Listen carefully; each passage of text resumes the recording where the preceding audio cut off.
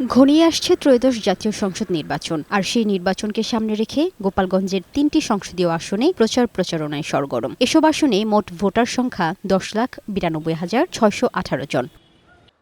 আওয়ামী লীগ নির্বাচনে না থাকায় এবার গোপালগঞ্জের আসনগুলোতে বিএনপি, জামায়াত ইসলামী নেতৃত্বাধীন ১১ দলীয় জোট, ইসলামী আন্দোলন বাংলাদেশ, জাতীয় party, Gana Adhikar Parishad, Gonoforum, Zaker party, Bangladesh communist party সহ বিভিন্ন রাজনৈতিক দলের প্রার্থীদের পাশাপাশি প্রতিদ্বন্দ্বিতা করছেন ১১ জন স্বতন্ত্র প্রার্থী।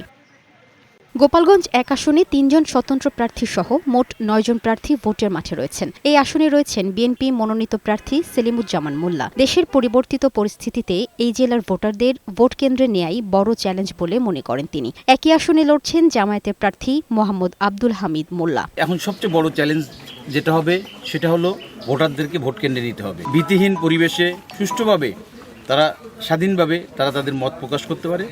ইনশাল্লাহ আমাদের ধানের শীষের প্রার্থী বিজয়ী হবে। এদিকে গোপালগঞ্জ ২ আসনে বিএনপি প্রার্থী ডাক্তার KM বাবরের সাথে লড়ছেন ১১ দলীয় জোট সমর্থিত বাংলাদেশ খেলাফত মজলিসের প্রার্থী মুফতি সোয়াইব ইব্রাহিম। আমরা প্রতিটা ভোটারের কাছে যাচ্ছি, আমরা প্রতিটা ভোটারের ঘরে ঘরে যাচ্ছি, আমরা প্রতিটা ভোটারদের ঘরে যেয়ে আমরা তাদের কাছে ভোট চাচ্ছি।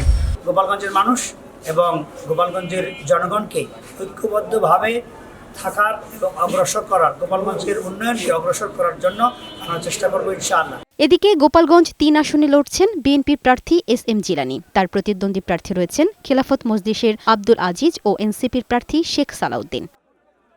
লামিয়া আক্তার, বৈশাখী সংবাদ।